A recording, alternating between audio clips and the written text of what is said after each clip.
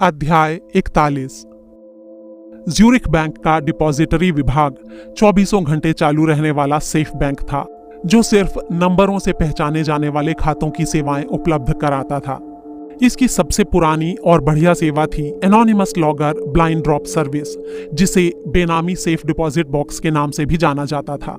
इसके ग्राहक stock certificates से लेकर मूल्यवान कलाकृतियों तक जो कुछ भी जमा करना चाहते थे, अपना सामान गुमनाम तरीके से पूरी गोपनीयता के साथ जमा कर सकते थे और वैसे ही गुप्त तरीके से उसे निकाल भी सकते थे। सोफी ने टैक्सी को उसके भव्य गेट पर रोक दिया। सिर के ऊपर लगा हुआ एक वीडियो कैमरा सीधा उन्हें ताक रहा था और लैंगडन महसूस कर रहा था कि ये लुव्र के कैमरों जैसा नकली नहीं बल्कि सचमुच का कैमरा था। सोफी ने खिड़की का कांच उतारा और ड्राइवर की साइड में लगे एक इलेक्ट्रॉनिक पोडियम को देखा। उस पर लिखा था, चाबी यहां डालें। सोफी ने वो सुनहरी चाबी अपनी जेब से निकाली और पोडियम पर बने तिकोने छेद में डाल दी। तुरंत गेट खुल गया और वो आगे बढ़ गए और एक बार फिर से वही चाबी डालने का निर्देश। दूसरे पोडियम को पार करके वे एक गैराज में पहुंच गए। गाड़ी पार्क करके वे सामने बने दरवाजे की ओर बढ़े। वहां भी एक बार फिर से वही चाबी डालने का निर्देश। गेट खुल गया और वे दोनों अंदर दाखिल हो गए। उनके घुसते ही काउंटर के पीछे से एक लंबे आदमी ने सिर उठाकर देखा। जिस छोटे से टेलीविजन को वो देख रहा था उसे उसने बंद कर दिया और मुस्कुराते हुए बोला, मैं आपकी क्या मदद कर सकता हूं? सोफी ने बिना कोई जवाब दिए सिर्फ वो चाबी उसके सामने रख दी। उस आदमी ने सिर झुकाकर देखा और तुरंत तनकर खड़ा हो गया। जरूर, आपकी लिफ्ट हॉल के सिरे पर है। मैं किसी को कह देता हूं कि आप पहुंचने वाले हैं। सोफी ने सिर हिलाया और चाबी वापस उठा ली। कौन सी मंजिल? उस आदमी ने उसे अजीब सी निगाहों से देखा। आपकी चाबी लिफ्ट को निर्देश देगी कि आपको किस मंजिल पर जाना है, मैम। ओह हाँ, सोफी ने मुस्कुराते हुए कहा। गार्ड उन दोनों को लिफ्ट तक जाते, उसमें चाबी डालते और लिफ्ट में सवार होते देखता रहा। दरवाजा बंद होते ही उसने फोन उठाया और बैंक के रात वाले मैनेजर को फोन किया। मैनेजर के फोन उठाने पर उसने कहा, सर, एक प्रॉब्लम है। क्या? फ्रेंच पुलिस आज 2 भगोड़ों का पीछा कर रही है। तो वे दोनों अभी अभी हमारे बैंक में आए हैं। मैंने 5 मिनट पहले ही टीवी पर उनके बारे में न्यूज देखी थी। मैनेजर ने होठों ही होठों में एक गाली बकी और बोला, ओके, मैं तुरंत श्री वेरने से संपर्क करता हूं। गार्ड ने वो फोन काटा और एक दूसरा फोन मिला दिया। ये फोन इंटरपोल के लिए था। कई मंजिलों तक नीचे उतरने के बाद जब सोफी और लैंगडन की लिफ्ट रुकी तो वे उससे बाहर निकल कर आए। एक मेजबान उनके स्वागत के लिए वहां पहले से ही मौजूद था। स्टील के एक दरवाजे पर पहुंचकर उसे खोलते हुए उसने कहा, ये रही आपकी जगह। वो छोटा सा कमरा किसी आलीशान होटल के आलीशान कमरे जैसा था। कमरे के बीचों बीच एक बड़ी सी डेस्क पर क्रिस्टल के 2 गिलासों के साथ फ्रांसीसी मिनरल वाटर की बोतल खुली रखी थी। उसकी बगल में रखी कॉफी की केतली से भाप उठ रही थी। वो आदमी बड़ी ही शिष्टता से मुस्कुराते हुए बोला, शायद आप हमारे यहाँ पहली बार आए हैं। सोफी ने हाँ में सिर हिला दिया। मैं समझ गया। चाबियां अक्सर विरासत के तौर पर एक हाथ से दूसरे हाथ में जाती रहती हैं और पहली बार उनका इस्तेमाल करने वाले यहाँ के तौर तरीकों से एकदम अनजान होते हैं। ये कमरा आपका है। आप जितनी देर भी चाहें इसका इस्तेमाल कर सकते हैं।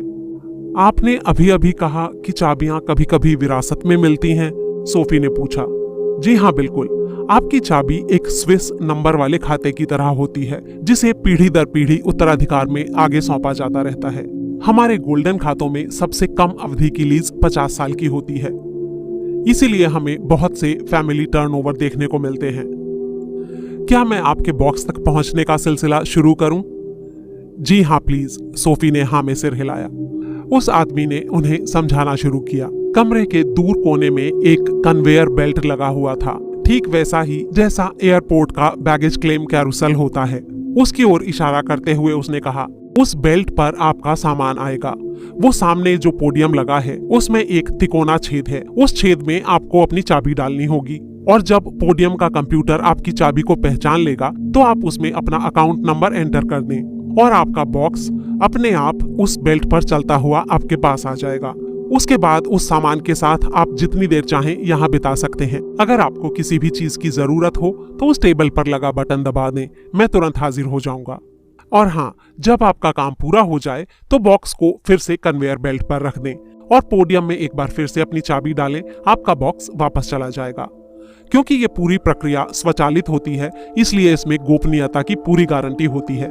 यहाँ तक कि बैंक के स्टाफ को भी इसके बारे में कुछ पता नहीं होता। सोफी उससे कुछ पूछने ही वाली थी कि तभी एक फोन की घंटी बज उठी। उस आदमी ने फोन उठाया और बात करने लगा। फोन बंद करने के बाद वो थोड़ा असहज दिखाई दे रहा था।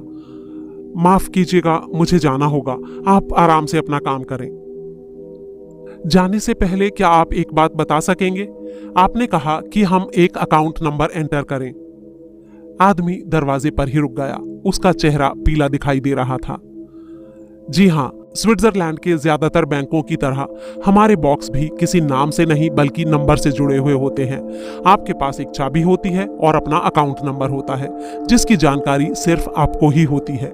आपकी चाबी आपकी आधी पहचान होती है और बाकी आधी पहचान है आपका निजी खाता नंबर। अगर ऐसा ना हो तो आपकी चाबी खो जाने पर कोई भी उसका उपयोग कर सकता है। सोफी थोड़ा हिचकिचाई। और अगर चाबी सौंपने वाले ने मुझे कोई अकाउंट नंबर ना दिया हो तो? बैंक कर्मी का दिल धड़क उठा। उसके मन में आया, कह दे तो फिर यहां आपका कोई काम नहीं, तुरंत यहां से फूट लीजिए। लेकिन ऊपर से उसने कहा, मैं किसी से बात करता हूं कि हम आपकी क्या मदद कर सकते हैं। इतना कहकर वो आदमी बाहर निकल गया और कमरे के गेट पर उसने एक भारी भरकम ताला लगा दिया। शहर के दूसरे छोर पर कोल उस वक्त स्टेशन के टर्मिनल पर खड़ा हुआ था जब अचानक उसके फोन की घंटी बजी। ये फैश का फोन था। उसने कहा, इंटरपोल को एक सुराग मिल गया है। ट्रेन को गोली मारो। लैंगडन और नेवू अभी अभी ज्यूरिख डिपॉजिटरी बैंक में दाखिल हुए हैं। तुम और तुम्हारे आदमी तुरंत वहां पहुंचो। कोल ने फोन काट दिया और अपने आदमियों को रेडियो पर संदेश भेजने लगा। अध्याय 42। एंड्रे वेर्ने ज्यूरिख डिपॉजिटरी बैंक की पेरिस ब्रांच का अध्यक्ष था, जो बैंक के ऊपर ही एक आलीशान फ्लैट में रहता था। इस वक्त बैंक के अंडरग्राउंड गलियारे से भागता हुआ वो अजीब ख्यालों से घिरा हुआ था। सोने की चाबी वाले ग्राहक का आना हमेशा ही अतिरिक्त सावधानी की मांग करता था, लेकिन सोने की चाबी वाले एक ऐसे ग्राहक का आना जिसकी जुडिशियल पुलिस को तलाश थी, एक बहुत ही नाजुक मसला था। ऐसे ग्राहकों की गोपनीयता को लेकर, जिनके बारे में कोई सबूत नहीं होता था कि वे अपराधी थे, बैंक का पुलिस से कई बार झगड़ा हो चुका था। उसने मन ही मन सोचा, इससे पहले कि पुलिस आए मुझे इन लोगों को बैंक के बाहर निकालना होगा।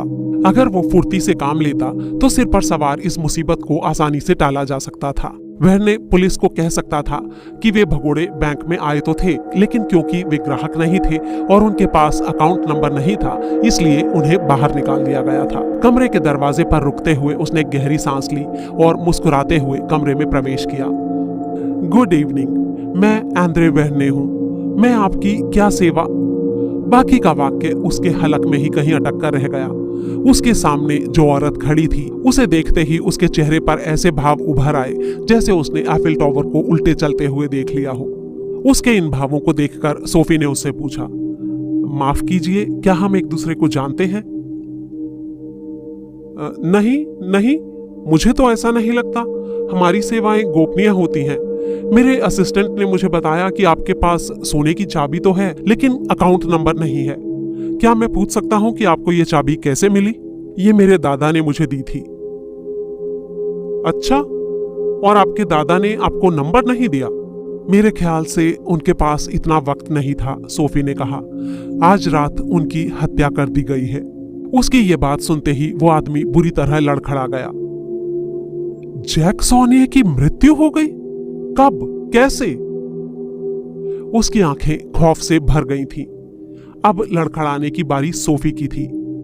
क्या आप मेरे दादा को जानते थे? बैंक मैनेजर भी उतना ही हक्का बक्का दिख रहा था जितनी सोफी।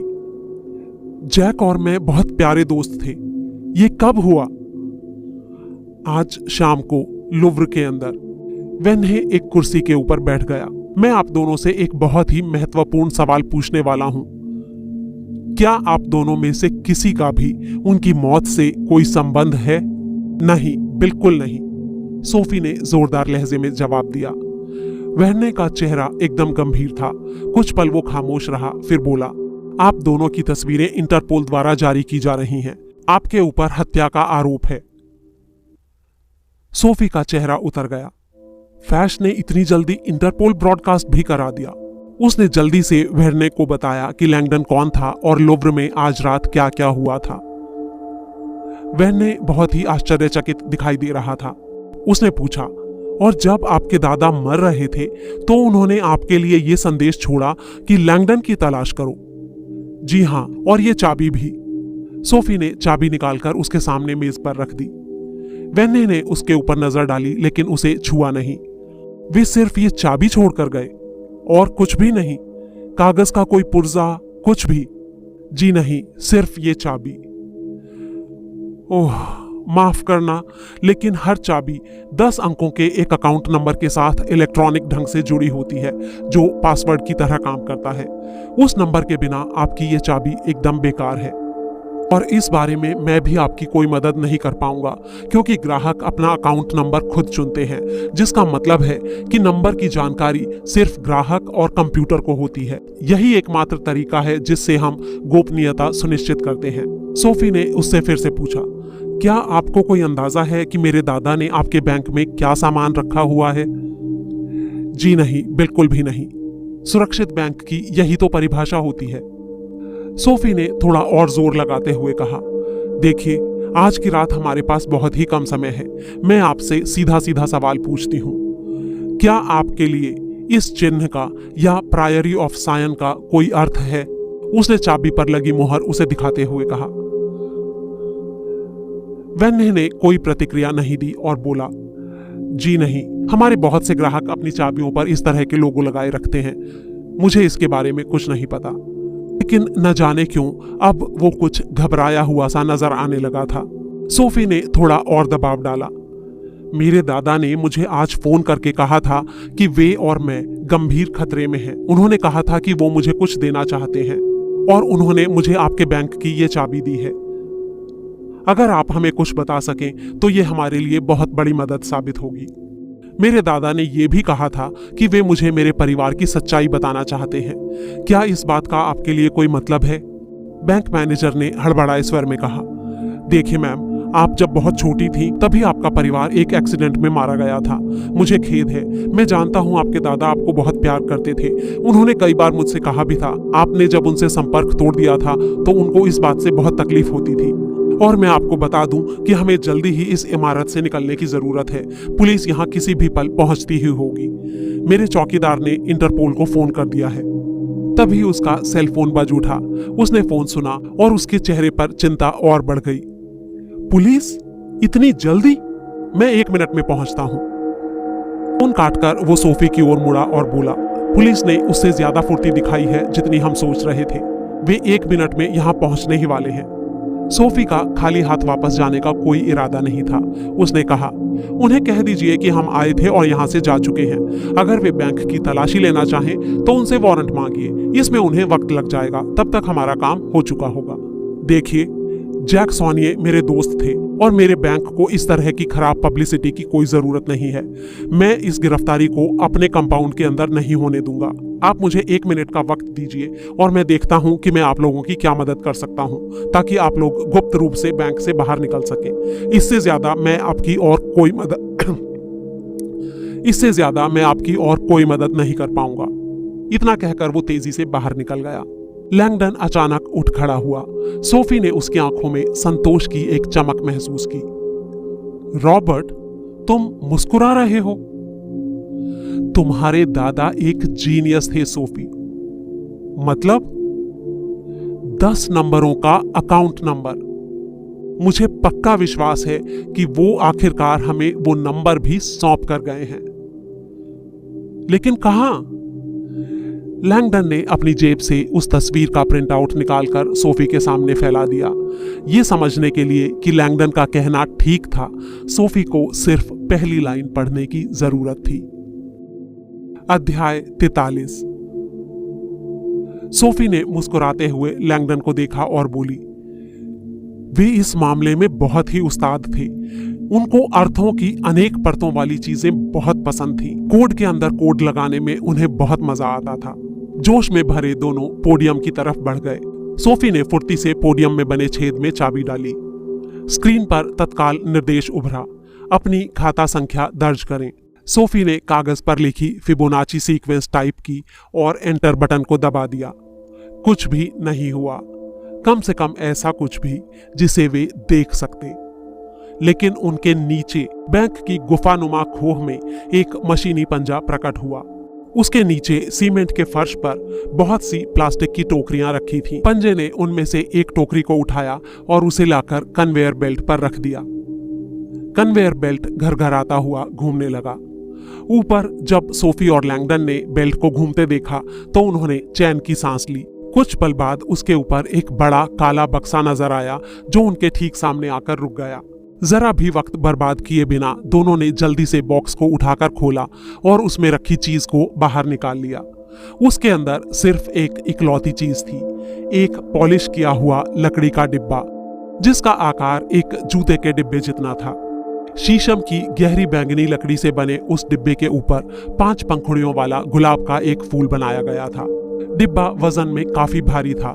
सोफी ने बड़ी सावधानी से उसे एक मेज पर रख दिया। लैंगडन बड़ी ही हैरानी से उस गुलाब को देख रहा था। उसने ऐसे गुलाब को अनेकों बार देखा था।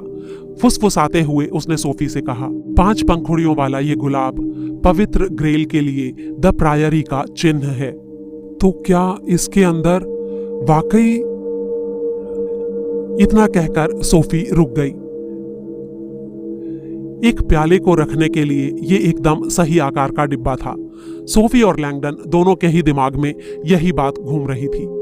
सोफी ने डिब्बे को खोलने के लिए उसे अपनी तरफ खींचा, लेकिन जैसे ही उसने उसे सरकाया एक अजीब सी बात हुई। डिब्बे के अंदर से एक अजीब सी गड़गड़ाहट की आवाज आई।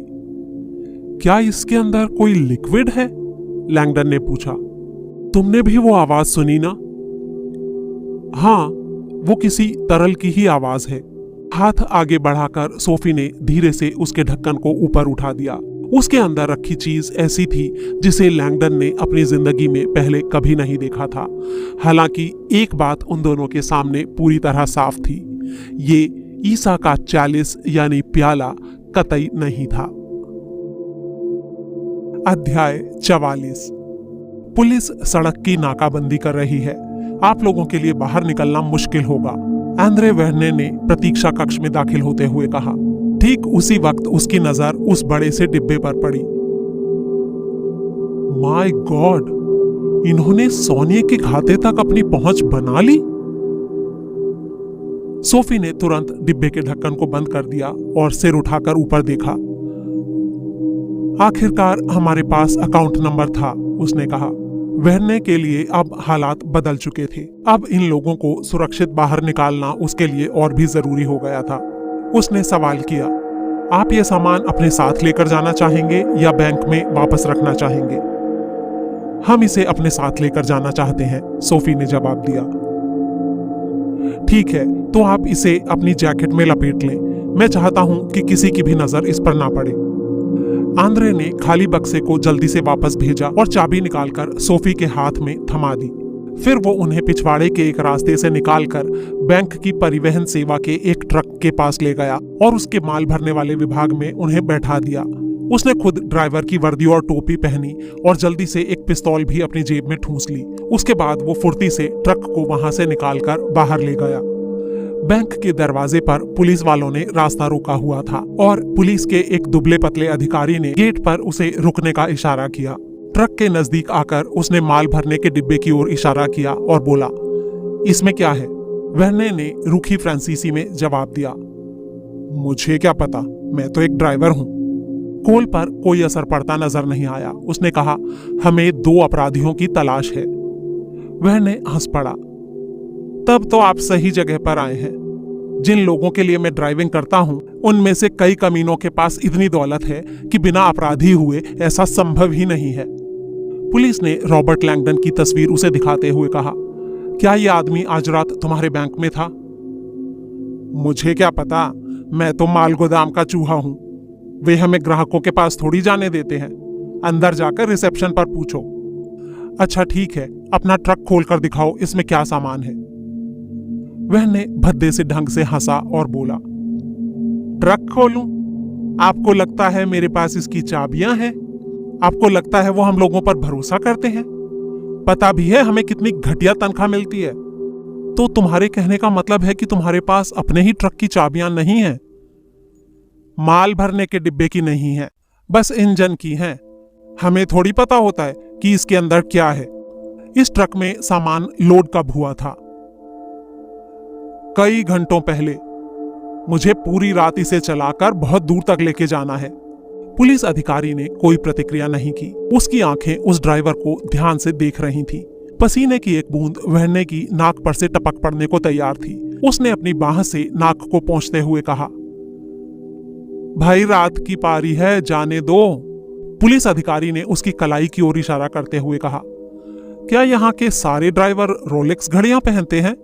वहने ने सिर झुकाया और अपनी जैकेट की बाह के नीचे से झांकती बेहुदा ढंग से महंगी घड़ी के पट्टे को चमकते हुए देखा।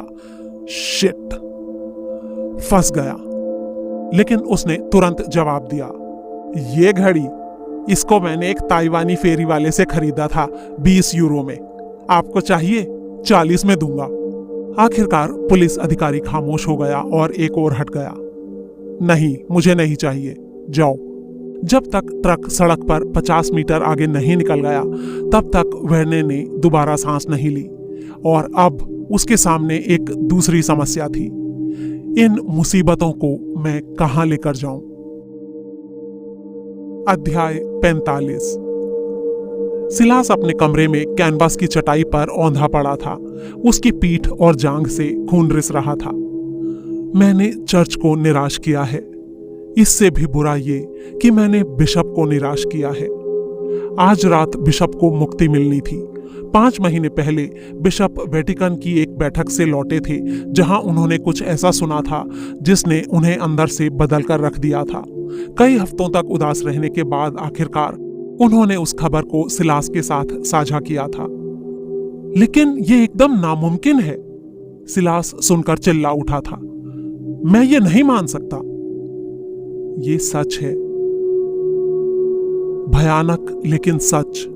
सिर्फ 6 महीनों में हम बर्बाद हो जाएंगे, एरेंगारोसा ने कहा था। बिशप के शब्दों ने सिलास के मन में दहशत भर दी थी। उसने मुक्ति के लिए प्रार्थना की थी और ईश्वर के ऊपर से उसका विश्वास एक पल के लिए भी डिगा नहीं था। ये तो कोई महीने भर बाद की बात थी जब अचानक परेशानी के बादल अपने आप छट गए थे और संभावना की रोशनी नजर आने लगी थी। बिशप उम्मीद से भरे लग रहे थे। उन्होंने फुसफुसाते हुए कहा था, सिलास, ईश्वर ने हमें पंथ की रक्षा का एक अवसर दिया है। हमारी ये लड़ाई दूसरी ही लड़ाइयों की तरह बलिदान मांगेगी। क्या तुम ईश्वर के सिपाही बनोगे? सिलास अपने घुटनों के बल गिर पड़ा था और उसने कहा था, मैं ईश्वर का मेमना हूं। आप मुझे जैसा आपका दिल चाहे वैसे हाँकिए। और फिर बिशप ने उसे उस अवसर के बारे में बताया था जो उनके सामने उपस्थित हो गया था। एरेंगारोसा ने सिलास का संपर्क उस व्यक्ति से कायम कर दिया था जिसने उस योजना का प्रस्ताव रखा था। वो आदमी जो खुद को टीचर कहता था। हर बार जब भी वे फोन पर बात करते थे, सिलास हैरानी से भर उठता था। टीचर एक ऐसा आदमी प्रतीत होता था जो सब कुछ जानता था, जिसकी आंखें और कान हर जगह से जुड़े हुए थे। वो अपनी सूचनाएं कैसे हासिल करता था ये तो सिलास नहीं जानता था, लेकिन एरेंगारोसा को टीचर पर अगाध भरोसा था और उसने सिलास से भी ऐसा ही करने का आग्रह किया था। जैसा टीचर निर्देश दे वैसे ही करते जाओ और हम विजयी होंगे। लेकिन विजय उनके हाथ से फिसल गई थी। टीचर के साथ छल किया गया था। वो कीस्टोन एक चक्करदार अंधी गली थी और उनकी सारी उम्मीदों पर पानी फिर गया था। शर्म से अपना सिर लटकाए उसने अपना फोन डायल किया। टीचर, सब कुछ खत्म हो गया, वो धीरे से फुसफुसाया और उसने सारी बात बताई कि किस तरह से उसके साथ धोखा किया गया था। टीचर ने बड़े ही सामान्य स्वर में जवाब दिया, तुम अपना विश्वास बहुत जल्दी गंवा देते हो। हमें अभी अभी सारी खबरें मिल चुकी हैं। रहस्य अभी जिंदा है। जैक सोनिये ने मरने से पहले उस सूचना को आगे ट्रांसफर कर दिया था।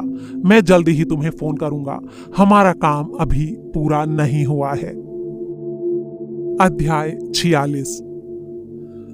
तेज रफ्तार से भागते ट्रक के फर्श पर सोफी और लैंगडन एक दूसरे के आमने सामने बैठे थे और उनके सामने शीशम का वो बक्सा खुला हुआ रखा था। डिब्बे के अंदर लाल रंग का रेशमी गद्देदार कपड़ा लगा था। उसके ऊपर रखा था पॉलिश किए गए सफेद मार्बल से गढ़ा पत्थर का एक सिलेंडर, जिसका आकार टेनिस की गेंद के डिब्बे के जितना था। उसकी बनावट पत्थर के एक सीधे साधे टुकड़े से कहीं ज्यादा पेचीदा थी।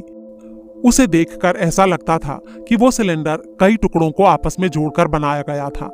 पीतल के एक नाजुक ढांचे के भीतर संगमरमर की 5 डिस्कों को एक दूसरे से चिपकाकर जोड़ा गया था। उसके दोनों सिरों पर संगमरमर की ही ढिबरियां चिपकी हुई थीं, जिससे उसके अंदर देख पाना असंभव था। 5 डिस्कों पर बहुत ही सावधानी के साथ पूरी वर्णमाला लिखी गई थी। लैंगडन ने वैसी चीज अपने जीवन में कभी नहीं देखी थी। उसने सोफी की ओर देखते हुए कहा, पता नहीं क्या चीज है ये। अब सोफी की आंखों में एक चमक उभरी।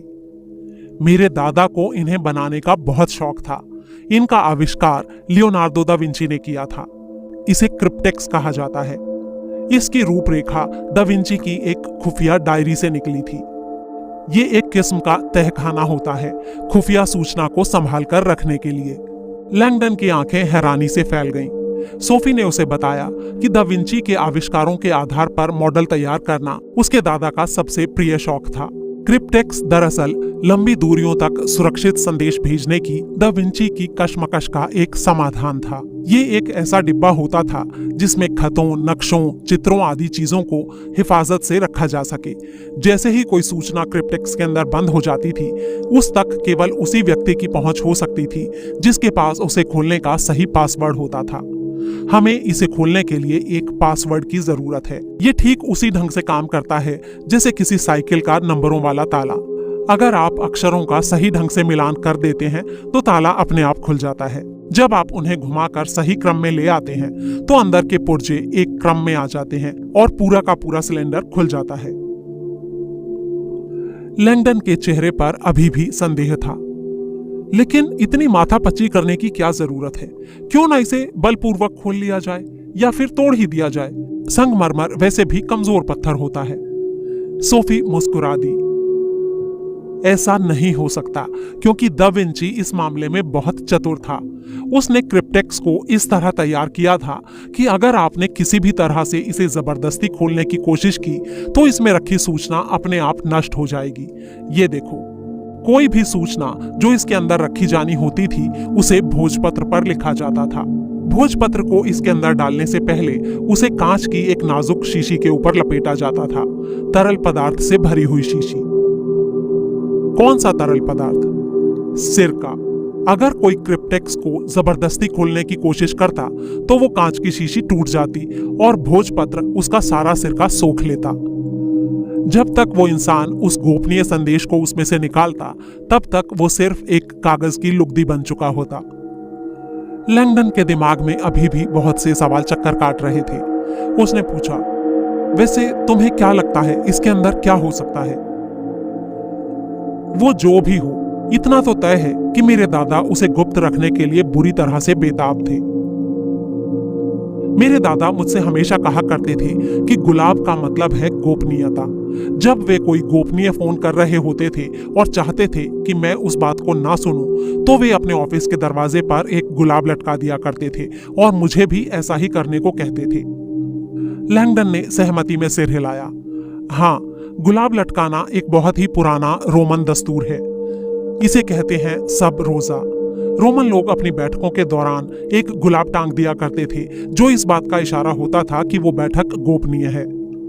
बैठक में सम्मिलित लोग समझते थे कि गुलाब के अधीन या सब रोजा जो कुछ भी कहा जा रहा है उसका गुप्त बने रहना बहुत जरूरी है। इतनी बात बोलते बोलते लैंगडन का चेहरा अचानक तन सा गया। रॉबर्ट, तुम ठीक तो हो ना? रॉबर्ट की नजरें शीशम के उस डिब्बे पर जमी हुई थीं। सब रोजा। अचानक उसका गला रुंध गया और उसके चेहरे पर एक डर और आश्चर्य का भाव कौंध उठा। ये नहीं हो सकता। अरे लेकिन हुआ क्या? लैंगडन ने धीरे धीरे अपनी नजरें ऊपर उठाई। गुलाब के संकेत के अधीन, शायद मैं जानता हूं कि ये क्या है। अध्याय 47। लैंगडन अपने ही अनुमान पर विश्वास नहीं कर पा रहा था, लेकिन फिर भी उनको वो सिलेंडर जिसने दिया था और उसने उनको वो जिस तरह से दिया था और अब उस बक्से पर बनी हुई गुलाब की ये आकृति, इन सारी बातों पर विचार करने के बाद वो सिर्फ और सिर्फ एक ही नतीजे पर पहुंचा था। मेरे हाथों में द प्रायरी का की स्टोन है। किस्सा बिल्कुल साफ कहता था। की स्टोन कोड भाषा में लिखा गया एक पत्थर है जो गुलाब के चिन्ह के नीचे रखा हुआ है। उसने धीरे से सोफी से कहा, सोफी, प्रायरी के किस्से के मुताबिक की स्टोन एक कोड में लिखा गया नक्शा है, एक ऐसा नक्शा जो होली ग्रेल के छिपे होने की जगह के बारे में बताता है। और तुम्हें यह लग रहा है कि यह वही है? सोफी ने पूछा। लेकिन यह इतना पुराना नहीं है, इसलिए जहां तक मुझे लगता है यह कीस्टोन नहीं हो सकता। लैंगडन ने फुर्ती के साथ सोफी को वो सारी जानकारी दी जो उसने कीस्टोन के बारे में सुन रखी थी। कहा जाता था कि सदियों से द प्रायरी के सबसे बड़े रहस्य पवित्र ग्रेल के ठिकाने को कभी भी लिखित रूप नहीं दिया गया था।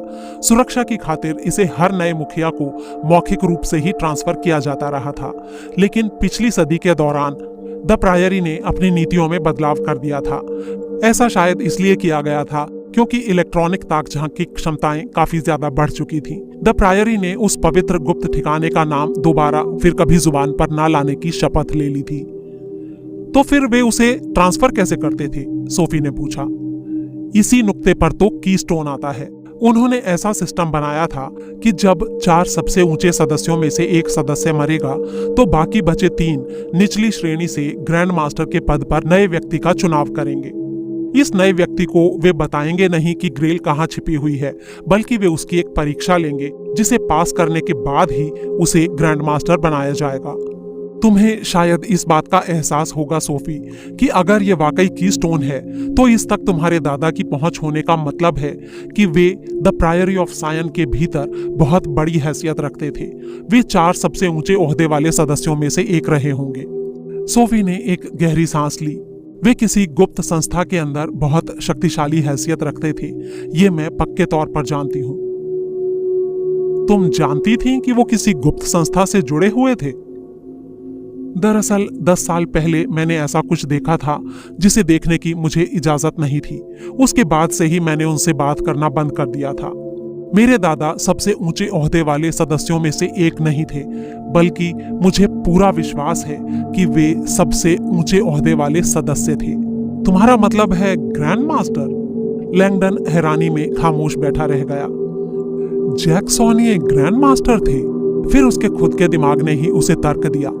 अगर प्रायरी के ग्रैंड मास्टर्स में Leonardo da Vinci, Botticelli, sir Isaac Newton, Victor Hugo, Jean Cocteau, ये सब अगर शामिल हो सकते हैं तो जैक सॉनिये क्यों नहीं? लेकिन एक बात उसे अभी भी समझ नहीं आ रही थी।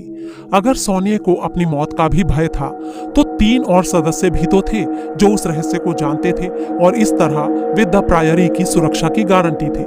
आखिर सॉनिये ने अपनी पोती को वो कीस्टोन सौंपने का जोखिम क्यों उठाया? और फिर लैंगडन को इसमें शामिल करने की भला क्या जरूरत थी? वो तो पूरी तरह से अजनबी आदमी था। इस पहेली का कोई हिस्सा तो गायब है, उसने सोचा। तभी अचानक ट्रक रुक गया। सोफी ने जल्दी से क्रिप्टेक्स के डिब्बे को बंद कर दिया और लैंगडन ने अपनी जैकेट उसके ऊपर डाल दी। तभी ट्रक का पीछे का दरवाजा खुला और वे दोनों ये देखकर हैरान रह गए कि ट्रक सड़क से काफी दूर एक जंगली इलाके में खड़ा था और दरवाजे के ठीक सामने वह खड़ा था जिसके हाथों में एक पिस्तौल थी। मुझे खेद है, लेकिन मेरे पास और कोई चारा नहीं है, वेर्ने ने कहा। अध्याय 48। सोफी ने बॉक्स को अपने सीने से चिपका लिया। लेकिन आप तो कह रहे थे कि आप और मेरे दादा दोस्त थे। बिल्कुल थे, और आपके दादा की संपत्ति की रक्षा करना मेरा सबसे पहला फर्ज है और मैं ठीक वही कर रहा हूं। बॉक्स को नीचे फर्श पर रख दो। ये मेरे दादा ने मुझे दिया है। मैंने कहा नीचे रख दो। सोफी ने बॉक्स को नीचे रख दिया। मिस्टर लैंगडन, ये बॉक्स लेकर मेरे पास आइए। लेकिन आप ऐसा क्यों कर रहे हैं? लैंगडन ने पूछा। आपको क्या लगता है? अपने ग्राहक की संपत्ति की रक्षा के लिए। लेकिन आपके ग्राहक अब हम लोग हैं, सोफी ने कहा। वहने का चेहरा बर्फ की तरह सफेद पड़ गया। देखिए मैडम नेवू, मैं नहीं जानता कि आज रात ये चाबी और अकाउंट नंबर आपके हाथ कैसे लगा है, लेकिन ये बात साफ दिखाई दे रही है कि कुछ ना कुछ गड़बड़ जरूर है। अगर मुझे आपके गुनाह की इस इंतहा की जानकारी होती तो बैंक से बाहर निकलने में मैंने कभी आपकी मदद नहीं की होती। लेकिन मैंने आपको कहा था कि उनकी मौत से हम दोनों का कोई संबंध नहीं है, सोफी ने कहा। अच्छा, और फिर भी रेडियो ये दावा कर रहा है कि आपकी तलाश न सिर्फ जैक सोनिए की बल्कि 3 अन्य लोगों की हत्या के मामले में भी की जा रही है। 3 और हत्याएं? लैंगडन और सोफी भौचक्के रह गए। यानी तीनों प्रधान? लैंगडन की निगाहें शीशम के उस डिब्बे पर जाकर टिक गईं। इसका मतलब अगर बाकी तीनों की भी हत्या हो चुकी है तो सोनिए के पास वाकई कोई विकल्प नहीं रहा होगा। उनके लिए किसी न किसी को वो कीस्टोन सौंपना जरूरी था। वह ने फिर से गुर्राया, ये बक्सा लेकर मेरे पास आइए मिस्टर लैंगडन। सोफी ने चिल्लाते हुए रॉबर्ट से कहा, नहीं रॉबर्ट, ऐसा कभी मत करना। तभी गोली चलने की आवाज गूंजी और एक गोली उसके सिर के ऊपर दीवार में जाकर लगी। उसकी झंझनाहट ने ट्रक के पिछले हिस्से को हिलाकर रख दिया और गोली का खाली खोल फर्श पर आ गिरा। लैंगडन सहम कर रह गया और कोई चारा ना देखकर बक्से को हाथ में लिए वो दरवाजे की तरफ आगे बढ़ा। मुझे कुछ तो करना ही होगा, चलते हुए वो सोच रहा था। मैं द प्रायरी का कीस्टोन इस तरह किसी के हाथों में नहीं दे सकता। ट्रक के दरवाजे के नजदीक पहुंचने के बाद वहने ने उसे आदेश दिया, बॉक्स को दरवाजे की बगल में रख दो। लैंगडन झुका और उसने बॉक्स को नीचे रख दिया। अब खड़े हो जाओ। लैंगडन सीधा होने लगा लेकिन बीच में ही रुक गया। उसने फर्श पर ट्रक की दहलीज के पास पड़े कारतूस के उस छोटे से खोल को चोर निगाहों से देखा। सीधे खड़े होते हुए उसने उस खोल को चुपके से दहलीज की निचली चौखट के एकदम किनारे की तरफ सरका दिया। उन दोनों को ट्रक में पीछे की तरफ जाने का आदेश देकर वहने ने जल्दी से बॉक्स उठाया और नीचे जमीन पर रख दिया। उसके बाद वो जल्दी से ट्रक का दरवाजा बंद करने लगा, लेकिन न जाने क्यों दरवाजा बंद नहीं हो पाया। उसकी सिटकनी उस छेद के साथ बराबर फिट नहीं बैठ रही थी जिसमें उसे घुसाया जाना था। ये हो क्या रहा है, वहने ने सोचा। उसने बाहर से दरवाजे को जोर का धक्का दिया, लेकिन दरवाजा हिला नहीं। कोई चीज उसे रोक रही थी। इस बार वहने ने अपने पूरे कंधे का दबाव डालते हुए दरवाजे को धक्का दिया, लेकिन इस बार वो अंदर जाने की बजाय बहुत तेजी से बाहर की तरफ खुलता हुआ उसके चेहरे से जा टकराया और वो धक्का खाकर नीचे गिर गया। उसकी नाक दर्द से भन्ना उठी और उसने अपने चेहरे पर गर्म खून बहता महसूस किया। पिस्तौल उसके हाथ से छिटक कर दूर जा गिरी थी। वहने ने उठने की कोशिश की, लेकिन उसे कुछ पल के लिए कुछ नजर नहीं आया। जब कुछ पल के बाद उसे नजर आना शुरू हुआ, तब तक स्थिति पूरी तरह बदल चुकी थी। उसके पास पड़ा उसका पिस्तौल और शीशम का बॉक्स दोनों गायब थे।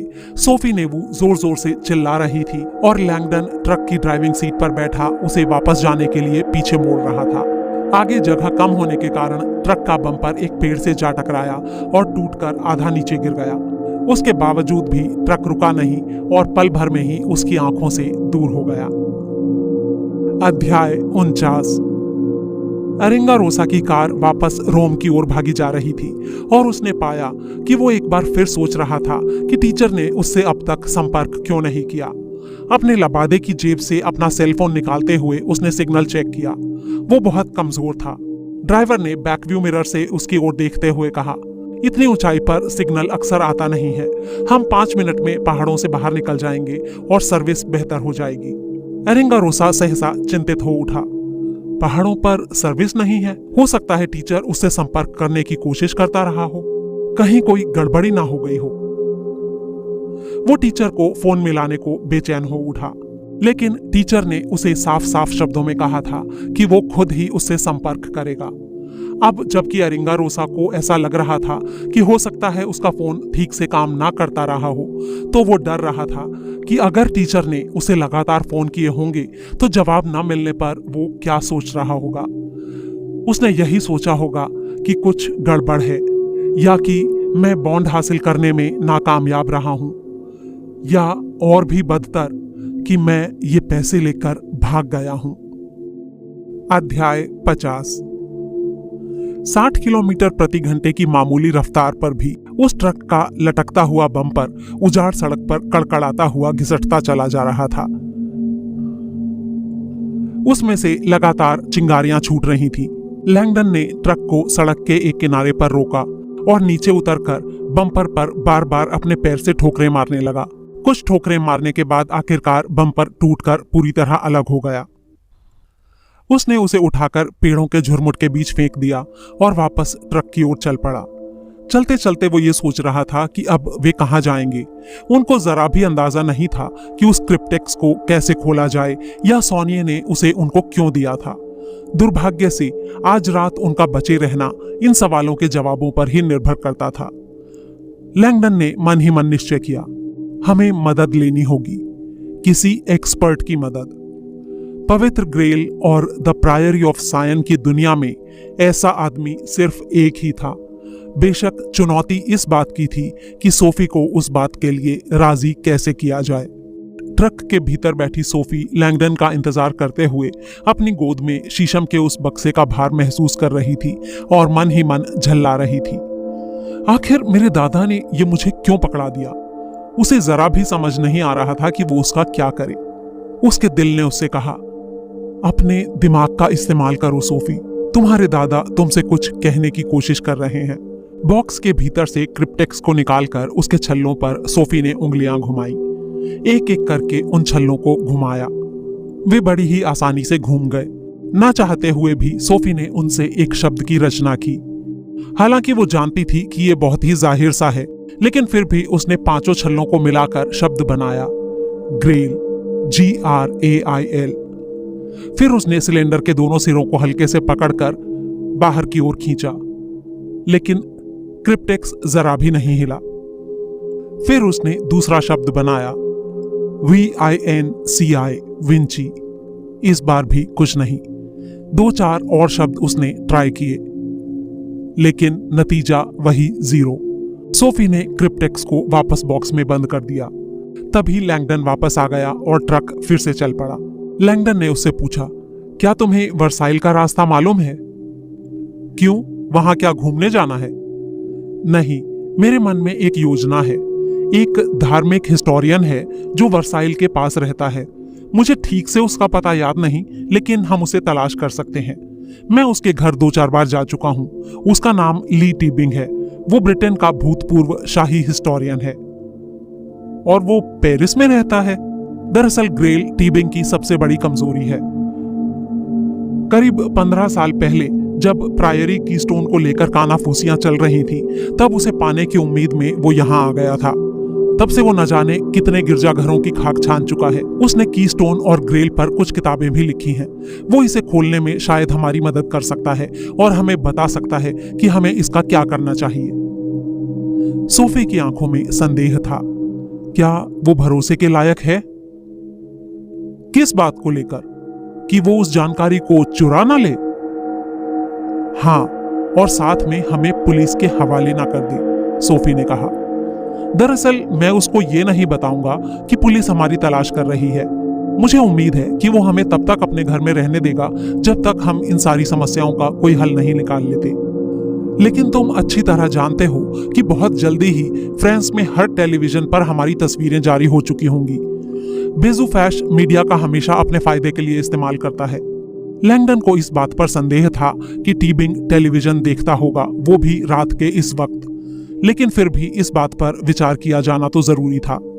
उसका दिल कह रहा था कि टीबिंग पूरी तरह से भरोसे के काबिल होगा, एक आदर्श सुरक्षित शरण स्थल। परिस्थितियों को देखते हुए वो लपक कर उनकी मदद करने के लिए तैयार हो जाएगा।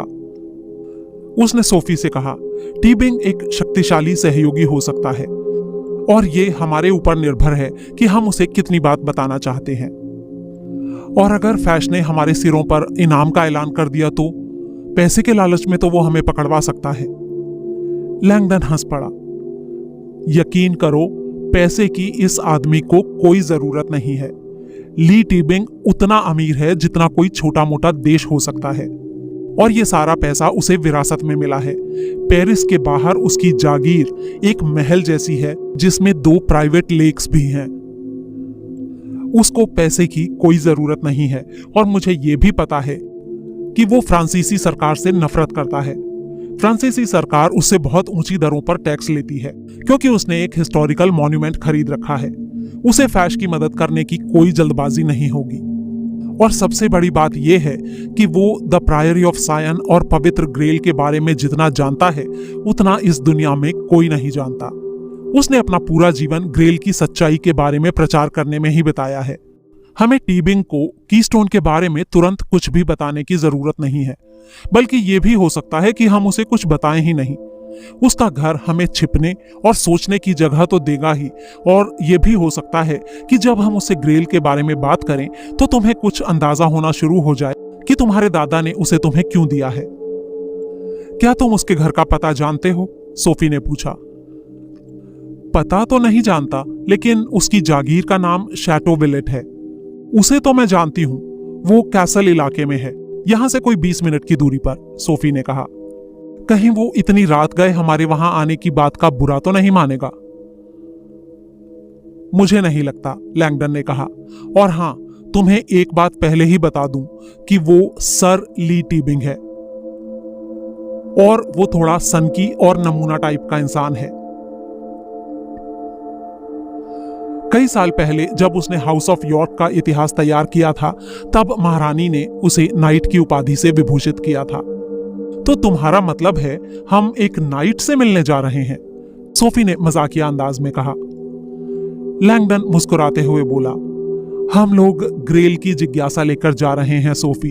एक नाइट से बेहतर इसमें हमारी मदद भला और कौन कर सकता है।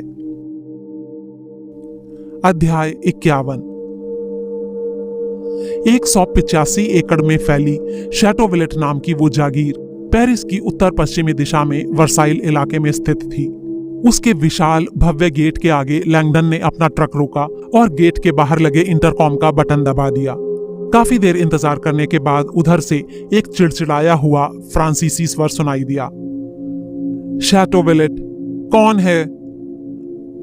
मैं रॉबर्ट लैंगडन हूं और सर ली टीबिंग का दोस्त हूं। मुझे उनकी मदद की जरूरत है।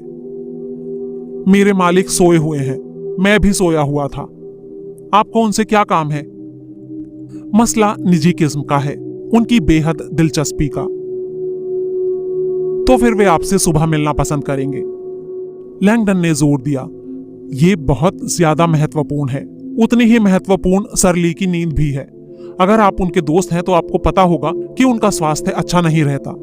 सर ली बचपन में पोलियो के शिकार हो गए थे और अब वे पांव में ब्रेसिस पहनते थे और बैसाखियों के सहारे चलते थे। लेकिन लैंगडन ने अपनी पिछली मुलाकात के दौरान उनको इस कदर जीवंत और रंगीन मिजाज पाया था कि वे कहीं से अपंग नहीं लगते थे। उसने कहा, अगर आप उन्हें यह बता दें कि मैंने ग्रेल के बारे में एक जानकारी हासिल की है तो आपकी बड़ी मेहरबानी होगी। ये जानकारी सुबह तक इंतजार नहीं कर सकती। दूसरी ओर कुछ देर खामोशी बनी रही। फिर एक दूसरी आवाज सुनाई दी, आहा, तुम अभी भी अमेरिका के टाइम के हिसाब से चल रहे हो। लैंगडन उस आवाज को पहचानते हुए हंस दिया और बोला, इस अजीब टाइम पर तुम्हें जगाने के लिए माफी चाहता हूं ली। मेरे नौकर ने मुझे बताया कि तुम ना सिर्फ पेरिस में हो बल्कि ग्रेल के बारे में भी बात कर रहे हो। मुझे लगा कि यह सुनकर तुम जाग जाओगे, और वही हुआ है। क्या इस बात की कोई संभावना है कि तुम अपने एक पुराने दोस्त के लिए दरवाजा खोल दो? जो लोग सत्य की खोज में लगे होते हैं वो दोस्त से कुछ ज्यादा होते हैं, वो भाई होते हैं। लैंगडन ने सोफी की ओर आंख से इशारा किया। वो जानता था कि टीबिंग को नौटंकी करने में बड़ा मजा आता है। उधर से टीबिंग का स्वर फिर से आया, निश्चय ही मैं तुम्हारे लिए गेट खोलूंगा, लेकिन पहले मुझे यह कंफर्म करना होगा कि तुम्हारा दिल सच्चा है या नहीं। तुम्हारी ईमानदारी की परीक्षा। तुम्हें मेरे 3 सवालों का जवाब देना होगा। लैंगडन सोफी की ओर देखकर फुसफुसाया, सब्र से काम लेना, मैंने कहा था ना, यह आदमी पूरा नमूना है। तुम्हारा पहला सवाल, मुझे तुम्हें कॉफी पिलानी होगी या चाय? लैंगडन टीबिंग की भावनाओं से अच्छी तरह वाकिफ था। उसने कहा, चाय, अर्ल ग्रे। बहुत अच्छे। दूसरा सवाल, दूध या शक्कर? लैंगडन हिचकिचाया। सोफी उसके कानों में फुसफुसाई, मेरे ख्याल से अंग्रेज दूध पसंद करते हैं। लैंगडन ने कहा, दूध। उधर खामोशी रही। ओके, शक्कर। फिर से खामोशी। अरे, तभी लैंगडन को याद आया वो कड़वा ड्रिंक जो उसे पिछली मुलाकात के दौरान पिलाया गया था, और वो समझ गया कि ये एक ट्रिक क्वेश्चन है। उसने कहा, नींबू के साथ अर्ल ग्रे। इस बार टीबिंग की खुशी भरी आवाज सुनाई दी। आहा, अब ठीक है। और आखिर में सबसे जरूरी सवाल, वो कौन सा साल था जब एनले में एक हार्वर्ड का मल्लाह आखिरी बार एक ऑक्सफोर्ड के आदमी से आगे निकल गया था? लैंगडन को इस बारे में कोई जानकारी नहीं थी, लेकिन वो इस सवाल की एक ही वजह की कल्पना कर सकता था। उसने जवाब दिया, इस तरह का कोई मजाक कभी हुआ ही नहीं। गेट एक झटके से खुल गया। तुम दिल के सच्चे हो मेरे दोस्त, तुम अंदर आ सकते हो। अध्याय 52। डिपॉजिटरी बैंक ऑफ ज्यूरिख के रात के मैनेजर के फोन की घंटी बजी। उसने फोन उठाया तो उधर से बैंक के अध्यक्ष आंद्रे वेर्ने की आवाज सुनकर उसे शांति मिली। उसने कहा, आप कहां चले गए सर? यहां पुलिस आई हुई है, सब लोग आपका इंतजार कर रहे हैं। आंद्रे ने कहा, मैं थोड़ी मुश्किल में हूं, मुझे तुम्हारी मदद चाहिए। हमारा जो 3 नंबर का ट्रक है, मुझे उसको हासिल करना जरूरी है। मैनेजर ने अपने डिलीवरी शेड्यूल की जांच की, लेकिन वो तो यही है सर, नीचे गोदाम में खड़ा है। नहीं, उस ट्रक को उन 2 लोगों ने चुरा लिया है जिनका पीछा पुलिस कर रही है। लेकिन वे उसे बाहर लेकर कैसे गए हो सकते हैं सर? मैं तुम्हें फोन पर यह सब कुछ नहीं बता सकता, लेकिन हमारे सामने एक बहुत बड़ी समस्या है। मैं चाहता हूं कि तुम ट्रक के ट्रांसपॉन्डर को एक्टिवेट कर दो। ठीक है सर, मैं अभी कर देता हूं, मैनेजर ने कहा। मैं इंतजार कर रहा हूं। जैसे ही कुछ पता चले मुझे बताना कि ट्रक कहां पर है। जी, मैं अभी पता करता हूं सर। और 30 सेकंड के बाद 40 किलोमीटर दूर खड़े ट्रक के निचले हिस्से में एक छोटे से ट्रांसपॉन्डर की लाइट झिलमिलाने लगी। अध्याय 53। सोफी और लैंगडन शैटो विलेट के भीतर दोनों ओर पेड़ों की कतारों के बीच से गुजरते टेढ़े मेढ़े रास्ते पर अपना ट्रक लेकर आगे बढ़ रहे थे। ट्रक को सामने के दरवाजे तक ले जाने की बजाय लैंगडन उसे पेड़ों के बीच दुबके एक छोटे से पार्किंग इलाके में ले गया। उसने कहा, हमें सड़क से इस ट्रक के दिखाई दे जाने का जोखिम नहीं उठाना चाहिए, और ना ही इस बात का कि ली ये सोचने लगे कि हम इस टूटे हुए ट्रक में सवार होकर क्यों आए हैं। सोफी ने सहमति में सिर हिलाया और कहा, लेकिन क्रिप्टेक्स का क्या करें? चिंता की कोई जरूरत नहीं। टीबिंग कभी दरवाजा खुद नहीं खोलता, वो मेहमानों के सामने प्रवेश करना पसंद करता है। उसके आने से पहले मैं इसे छिपाने के लिए कोई जगह ढूंढ लूंगा। और हाँ, मैं तुम्हें याद दिला दूं कि सर ली का स्वभाव थोड़ा अजीब तरह का मजाकिया किस्म का है। कई बार लोगों को उसकी बातें अजीब लगती हैं। तुम प्लीज उसकी किसी बात का बुरा मत मानना। अंदर जाने पर नौकर उनको एक सुंदर ड्योढ़ी के रास्ते एक बड़े ही आलीशान ढंग से सजे कमरे में ले गया। अंदर की हवा में पुराने समय की राजसी गंध थी, जिसमें पाइप की तंबाकू, चाय की पत्तियों, पकाने की शहरी, पत्थर के स्थापत्य की मिट्टी की गंध का पुट था। नौकर उन्हें बिठाकर वहां से चला गया। लैंगडन ने क्रिप्टेक्स को अपने कोट से बाहर निकाला और वहां पड़े एक मखमली दीवान के नीचे दूर तक अंदर सरका दिया। फिर अपनी जैकेट को झटककर उसने फिर से पहन लिया। कुछ पल बाद एक जोश भरा स्वर उनके पीछे से सुनाई दिया, सर रॉबर्ट, देख रहा हूं कि तुम एक लड़की के साथ सफर कर रहे हो। लैंगडन और सोफी खड़े हो गए। गुड इवनिंग सर ली, मैं सोफी नेवू से आपका परिचय कराने की इजाजत चाहता हूं, लैंगडन ने कहा। यह मेरे लिए सम्मान की बात है। फिर सोफी की ओर मुड़ते हुए उसने कोमलता से उसका हाथ अपने हाथ में लिया। अपना सिर हल्के से झुकाया, उसकी उंगलियों पर धीरे से सांस ली और अपनी आंखों में मजाक का भाव ले आया। My lady. सोफी ने लैंगडन की ओर देखा। उसे समझ नहीं आ रहा था कि वो समय में 200-300 साल पीछे की तरफ चली गई है या फिर किसी पागल खाने में आ गई है। जिस नौकर ने दरवाजा खोला था वो अब चाय की ट्रे लेकर दाखिल हुआ और उसने मेज पर उसे करीने से लगा दिया। टीबिंग ने बताया, ये रेमी है, मेरा नौकर। नौकर ने रूखे ढंग से सिर हिलाया और फिर से वहां से चला गया। टीबिंग ने फुसफुसाते हुए कहा, ये लियोन का रहने वाला है, लेकिन सॉस बहुत अच्छी बनाता है। अच्छा, मुझे तो लगता था कि तुमने अंग्रेज नौकर रखे होंगे, लैंगडन ने कहा। अरे नहीं नहीं, अंग्रेज कुक तो मैं सिवाय एक फ्रांसीसी टैक्स कलेक्टर के अलावा और किसी के लिए नहीं चाहूंगा। माफ कीजिएगा मिस नेवू, प्लीज सच मानिए कि फ्रांसीसियों के लिए मेरी नफरत सिर्फ राजनीति और फुटबॉल तक ही सीमित है। आपकी सरकार मेरा पैसा छीनती है और आपकी फुटबॉल टीम ने हाल ही में हमारी बेइज्जती की है। सोफी सहज ढंग से हंस दी। टीबिंग पल भर उसे देखता रहा और फिर लैंगडन की ओर देखने लगा। कुछ हुआ है, तुम दोनों बहुत परेशान लग रहे हो। लैंगडन ने एक ठंडी आह भरते हुए सिर हिलाया।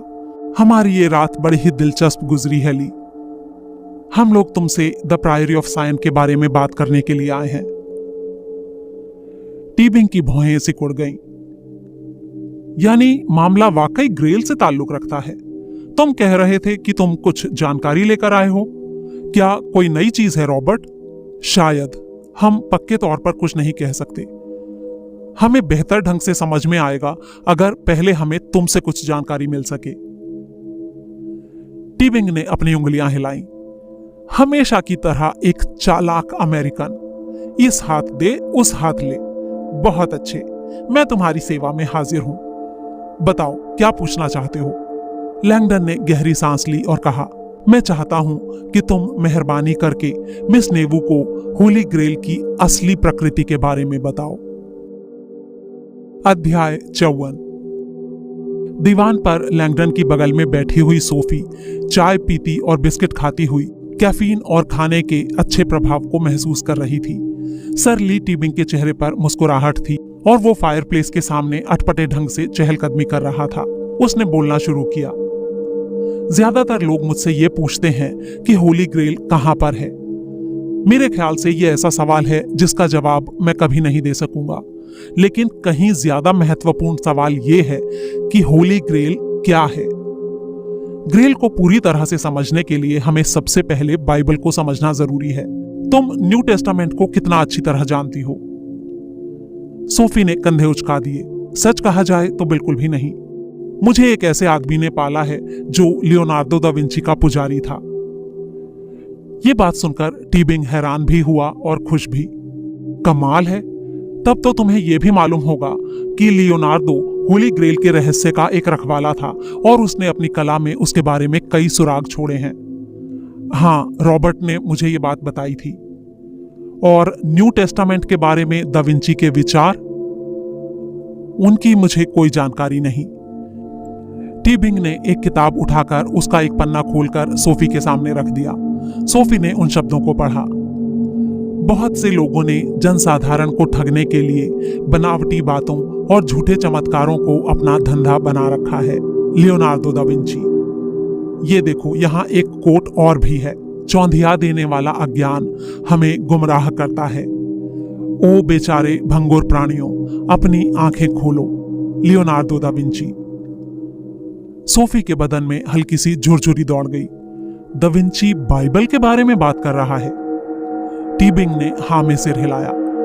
बाइबल के बारे में लियोनार्दो की भावनाएं सीधे होली ग्रेल की ओर इशारा करती हैं। दरअसल दा विंची ने असली ग्रेल का चित्र भी बनाया था, जो मैं तुम्हें थोड़ी देर में दिखाऊंगा। लेकिन पहले हमें बाइबल के बारे में बात करनी होगी, और बाइबल के बारे में जो भी तुम्हारे लिए जानना जरूरी है उसको संक्षेप में इस तरह से कहा जा सकता है, बाइबल फैक्स के द्वारा स्वर्ग से नहीं भेजी गई है। क्या मतलब? सोफी बुरी तरह हैरान थी। माय डियर, बाइबल इंसान के द्वारा बनाई गई रचना है, भगवान के द्वारा नहीं। वो किसी जादुई ढंग से आसमान से नहीं टपकी है, उसको इंसान ने लिखा है। और वो भी उथल पुथल से भरे अनेकों युगों के ऐतिहासिक दस्तावेजों के तौर पर। और न जाने कितने हजारों अनुवादों और संशोधनों के बाद वो अपनी मौजूदा शक्ल तक पहुंची है। इतिहास में इस किताब का अंतिम रूप से निश्चित संस्करण कभी भी मौजूद नहीं रहा है। ईसा मसीह अपने युग के आश्चर्यजनक रूप से प्रभावशाली व्यक्ति थे, शायद संसार के अब तक के सबसे ज्यादा रहस्यमय और प्रेरणादायी मार्गदर्शक। यीशु की मसीहा के रूप में भविष्यवाणी की गई थी। उन्होंने राजाओं को उनके सिंहासनों से नीचे गिराया, करोड़ों लोगों को प्रेरित किया और नई फिलॉसफियों की स्थापना की। वो सम्राट सोलोमन और सम्राट डेविड के वंशज थे और इसी नाते यहूदियों के सम्राट के ताज पर उनका सच्चा हक था। ये स्वाभाविक बात है कि पूरी धरती पर फैले उनके हजारों अनुयायियों द्वारा उनके जीवन के बारे में हजारों डॉक्यूमेंट्स तैयार किए गए।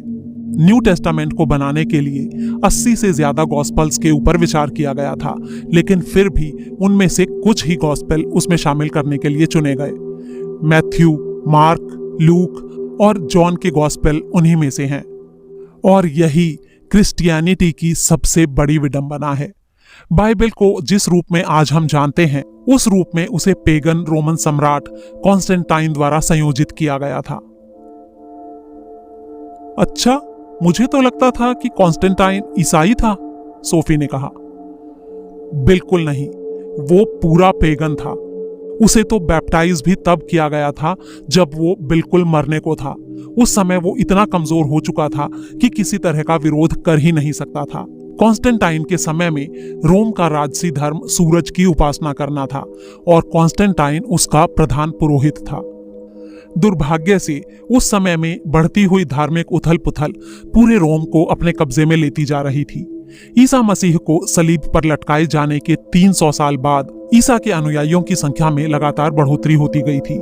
ईसाई और पेगन आपस में युद्ध करने लगे और ये संघर्ष इतना बढ़ गया कि इसने रोम के 2 टुकड़ों में बंट जाने का खतरा पैदा कर दिया। तब कॉन्स्टेंटाइन ने फैसला किया कि कुछ करना होगा। ईसा के 325 साल बाद उसने रोम को क्रिश्चियनिटी में संगठित करने का फैसला किया। सोफी हैरानी में पड़ गई, लेकिन एक पेगन राजा ने क्रिश्चियनिटी को राजसी धर्म के रूप में क्यों चुना? टीबिंग हंस पड़ा। कॉन्स्टेंटाइन एक बहुत ही अच्छा व्यापारी था। वो देख सकता था कि क्रिश्चियनिटी उभर रही थी और उसने सिर्फ जीतने वाले घोड़े पर बाजी लगा दी थी। इतिहासकार आज भी उसकी उस अक्लमंदी से हैरान होते हैं जिसके साथ कॉन्स्टेंटाइन ने सूर्य की पूजा करने वालों को क्रिश्चियन बना दिया था। पेगन धर्म के प्रतीकों, तिथियों और अनुष्ठानों को उसने विकसित होती हुई ईसाई परंपरा के साथ एक करते हुए एक ऐसे मिश्रित धर्म की रचना की जो दोनों ही पक्षों को स्वीकार था। ईसाई सिंबल्स के भीतर पेगन धर्म के अवशेषों से इनकार नहीं किया जा सकता।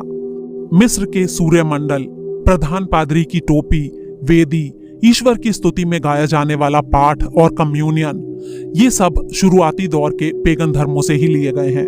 ईसा मसीह से पहले का देवता मैत्रस 25 दिसंबर को पैदा हुआ, उसी दिन मरा और चट्टान के नीचे दफनाया गया और उसके 3 दिन बाद फिर से जी उठा था। और साथ ही ये भी बता दूं कि 25 दिसंबर ओसिरिस, एडोनिस और डायनीसियस का भी जन्मदिन है। इंडिया नाम के देश में नवजात कृष्ण को स्वर्ण, अगरू और धूप चढ़ाई गई थी। यहाँ तक कि क्रिश्चियनिटी का जो साप्ताहिक पवित्र दिन है वो भी पेगनों से चुराया हुआ है।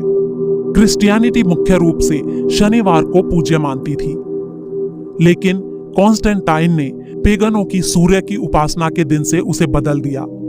आज तक भी चर्च जाने वाले लोग इतवार को साप्ताहिक उपासना में शामिल होते हैं, बिना ये जाने कि वो असल में पेगन सूर्य देवता की आराधना करने के लिए इकट्ठे हुए हैं।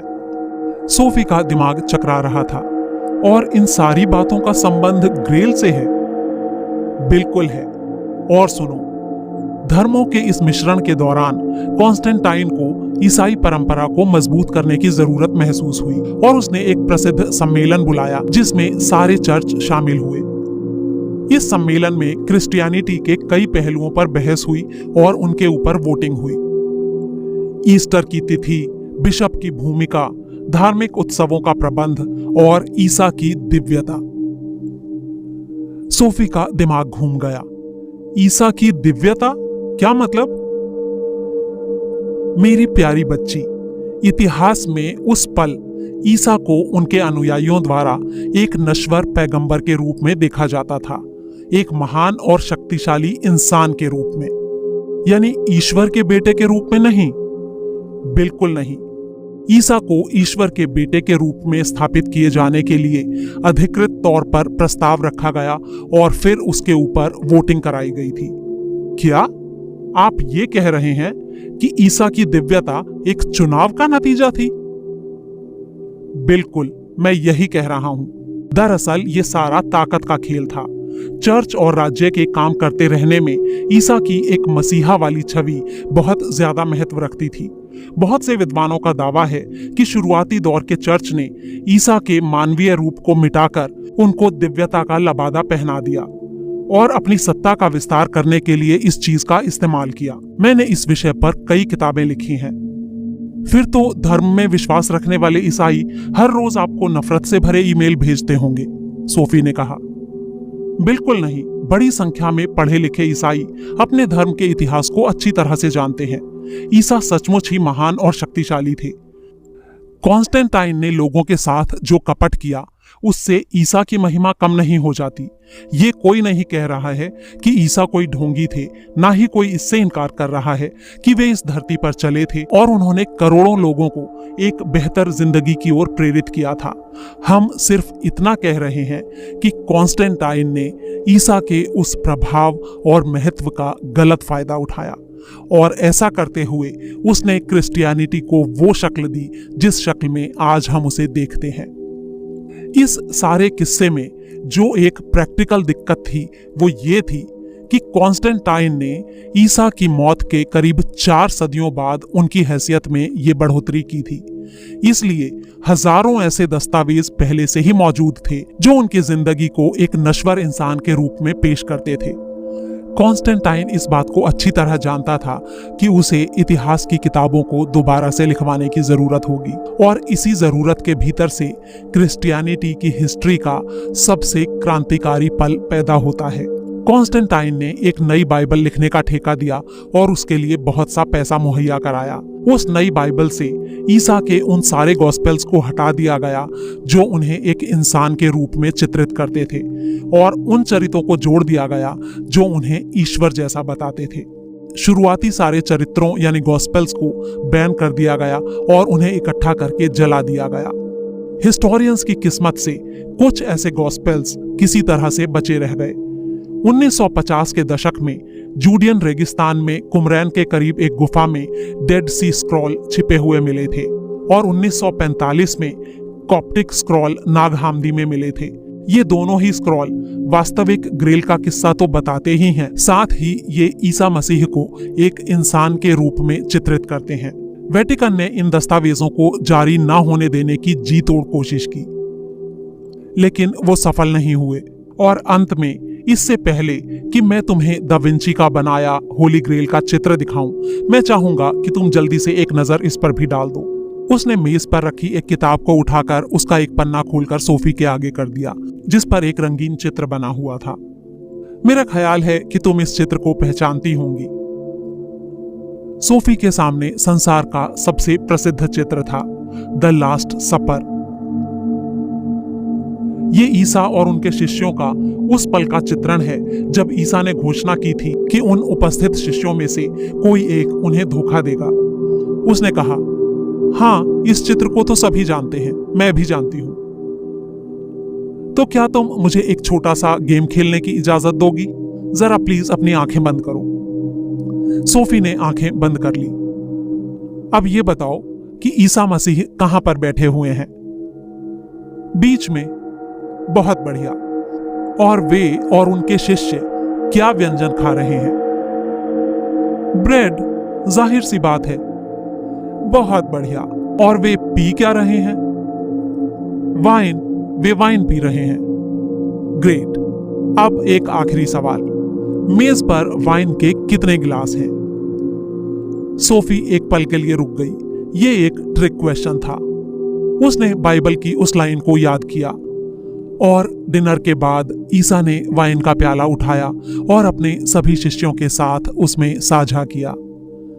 उसने कहा, एक प्याला है, द चैलिस, ईसा का प्याला, पवित्र ग्रेल। ईसा ने वाइन का एक प्याला सभी की ओर बढ़ाया था, ठीक उसी तरह जैसे कम्युनियन के दौरान आधुनिक ईसाई करते हैं।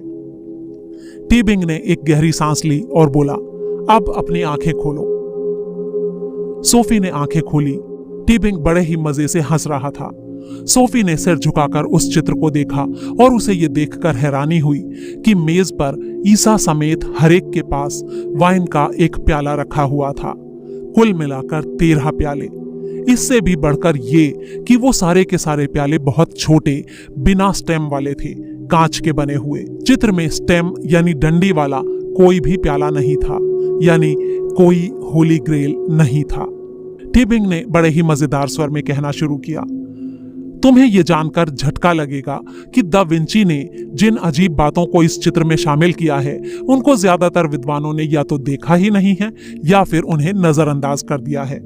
दरअसल ये चित्र होली ग्रेल के रहस्य की अपने आप में एक पूरी कुंजी है। क्या यह चित्र हमें यह बताता है कि ग्रेल असल में क्या है? सोफी ने पूछा। नहीं, ये नहीं कि वो क्या है, वो हमें यह बताता है कि वो कौन है। होली ग्रेल कोई चीज नहीं है सोफी, असल में वो एक इंसान है। अध्याय 55। सोफी देर तक टीबिंग की ओर देखती रही, फिर लैंगडन की ओर मुड़ी और बोली, होली ग्रेल एक इंसान है? लैंगडन ने सहमति में सिर हिलाया। हां, असल में एक औरत। सोफी के भावहीन चेहरे की ओर देखकर लैंगडन कह सकता था कि वो पूरी तरह से ब्लैंक हो चुकी थी। लैंगडन पास रखी टेबल के पास गया। वहां से उसने कागज का एक टुकड़ा उठाया और अपनी जेब से कलम निकाली। सोफी, क्या तुम मेल्स और फीमेल्स के आधुनिक सिंबल्स को जानती हो? उसने कागज पर 2 चिन्ह बना दिए। हां, जानती हूं, सोफी ने कहा। असल में ये ओरिजिनल चिन्ह नहीं है, उनके मूल चिन्ह असल में ये हैं। इतना कहकर उसने कागज पर 2 अन्य आकृतियां बनाई। इन्हें ब्लेड और चैलिस कहते हैं। चैलिस प्याले या कटोरे से मिलती जुलती है। ये चिन्ह नारीत्व और उर्वरता को दर्शाता है। ग्रेल नारीत्व का सबसे पुराना प्रतीक है और पवित्र ग्रेल उस पवित्र नारीत्व और देवी का प्रतिनिधित्व करती है जो निश्चय ही अब लुप्त हो चुकी हैं, चर्च द्वारा करीब करीब खत्म कर दी गई हैं। स्त्री की शक्ति और जीवन को उत्पन्न करने की उसकी सामर्थ्य एक समय में बहुत पवित्र मानी जाती थी, लेकिन मर्दवादी चर्च के सामने इससे एक बड़ा खतरा पैदा हो गया और इसीलिए पवित्र नारीत्व को पापपूर्ण शक्ल में पेश किया गया और उसे अपवित्र करार दे दिया गया। वो ईश्वर नहीं बल्कि पुरुष था जिसने मूल पाप यानी ओरिजिनल सिन का कॉन्सेप्ट गढ़ा था, जिसके मुताबिक ईव ने सेब को चखा और इस तरह वो मानवीय सभ्यता के पतन का कारण बन गई। औरत जो एक समय में जीवन प्रदान करने वाली पवित्र सत्ता थी, वो अब शत्रु बन गई। ईसाई फिलॉसफी ने ईश्वर द्वारा बनाई गई सच्चाई को नजरअंदाज करते हुए पुरुष को सृजनकर्ता का दर्जा दे दिया और औरत की इस शक्ति का गबन किया। बाइबल हमें बताती है कि ईव की रचना आदम की पसलियों से हुई थी, यानी औरत को मर्द की संतान बना दिया गया और वो भी एक पापिन। ये सृष्टि कथा देवी के अंत की शुरुआत थी। ग्रेल उस विलुप्त हो गई देवी का एक प्रतीक है। जब क्रिश्चियनिटी की शुरुआत हुई तो पुराने पेगन धर्म यूं ही आसानी से नष्ट नहीं हो गए थे। खोई हुई ग्रेल की खोज के किस्से असल में पवित्र नारीत्व की खोज के किस्से थे। जो लोग इस खोज में लगे होते थे उनके लिए कोड भाषा का इस्तेमाल करना अनिवार्य था ताकि वे चर्च से अपनी रक्षा कर सकें। उस चर्च से जिसने औरतों को दास बना लिया था, देवी को निष्कासित कर दिया था, चर्च में आस्था न रखने वालों को जला दिया था और पवित्र नारीत्व के प्रति श्रद्धा को वर्जित घोषित कर दिया था। तभी सोफी ने उसे टोकते हुए कहा, माफ करना, जब तुमने ये कहा था कि पवित्र ग्रेल एक औरत है तो मुझे लगा था कि वो कोई असली औरत है, लेकिन असल में तुम्हारा मतलब किसी एक औरत से नहीं, पूरी नारी जाति से है। टीबिंग ने अपने शब्दों पर जोर देते हुए कहा, वो एक असली औरत ही है, और औरत भी ऐसी जिसके पास एक इतना शक्तिशाली रहस्य है कि अगर वो सामने आ गया तो वो पूरी क्रिश्चियनिटी की जड़ें उखाड़ कर रख देगा। क्या ये औरत इतिहास में प्रसिद्ध है? सोफी ने पूछा। बहुत अच्छी तरह से। और अब अगर हम मेरी स्टडी में चलें तो दा विंची की बनाई हुई इस औरत की तस्वीर तुम्हें दिखाना मेरे लिए सम्मान की बात होगी। उनसे सिर्फ 2 कमरों की दूरी पर रसोई घर में घर का नौकर रेमी टेलीविजन के सामने चुप खड़ा हुआ था। न्यूज स्टेशन एक आदमी और एक औरत की तस्वीरें प्रसारित कर रहा था, उन्हीं 2 व्यक्तियों की जिनको रेमी ने अभी अभी चाय पहुंचाई थी। अध्याय 56। ज्यूरिख डिपॉजिटरी बैंक के बाहर नाकाबंदी करके खड़ा लेफ्टिनेंट कोल सोच रहा था कि फैश को तलाशी का वारंट लेकर आने में इतना टाइम क्यों लग रहा था। जाहिर था कि बैंक के लोग कुछ छिपा रहे थे। उनका कहना था कि लैंगडन और नेवू काफी देर पहले वहां आए थे और उनको बैंक से बाहर निकाल दिया गया था क्योंकि उनके पास अकाउंट नंबर नहीं था। लेकिन अगर ऐसा ही है तो वे हमें अंदर जाने से रोक क्यों रहे हैं? काफी देर बाद आखिरकार कोल का सेल्यूलर फोन बजा। ये लोव्र की कमांड चौकी से आया फोन था। उधर से उसके लिए आदेश आया, बैंक के बारे में भूल जाओ लेफ्टिनेंट, हमें अभी अभी एक सुराग मिला है। हमारे पास उस जगह की ठीक ठीक जानकारी है जहां पर लैंगडन और नेवू छिपे हुए हैं। ये जगह वर्साइल के आसपास कहीं पर है, फौरन वहां पर पहुंचो। क्या कैप्टन फैश को इसके बारे में मालूम है? अभी तक नहीं, वो एक इंपॉर्टेंट कॉल पर बिजी हैं। ठीक है, मैं उस जगह के लिए निकल रहा हूं। जैसे ही कैप्टन फैश फ्री हों, मेरी उनसे बात कराना। कोल ने पता नोट किया और उछलकर अपनी कार में बैठ गया। अपने पीछे आ रही 5 कारों को उसने रेडियो संदेश दिया, कोई भी कार सायरन ना बजाए। लैंगडन को पता नहीं चलना चाहिए कि हम आ रहे हैं। 40 किलोमीटर दूर काले रंग की एक ऑडी एक देहाती सड़क से नीचे उतरी और एक खेत के किनारे पेड़ों की छाया में रुक गई। उसमें से सिलास बाहर निकला और शैटो विलेट की बाड़ में से अंदर झांकने लगा। घर की सारी बत्तियां जगमगा रही थीं। रात के इस पहर में ये अजीब सी बात है, मुस्कुराते हुए सिलास ने सोचा।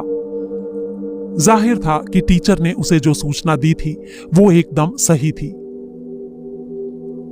उसने कसम खाई, मैं कीस्टोन लिए बिना इस घर से नहीं जाऊंगा। मैं बिशप और टीचर को निराश नहीं करूंगा। अपनी पिस्तौल और कारतूस पेटी की जांच करने के बाद उसने उसे सलाखों के पार गिरा दिया। फिर बाड़ के ऊपरी हिस्से को जोर से पकड़कर उसने खुद भी अंदर छलांग लगा दी। जांघ पर बंधे कंटीले पट्टे के दर्द को नजरअंदाज करते हुए उसने झुककर अपनी पिस्तौल उठाई और उस लंबे रास्ते पर चल पड़ा।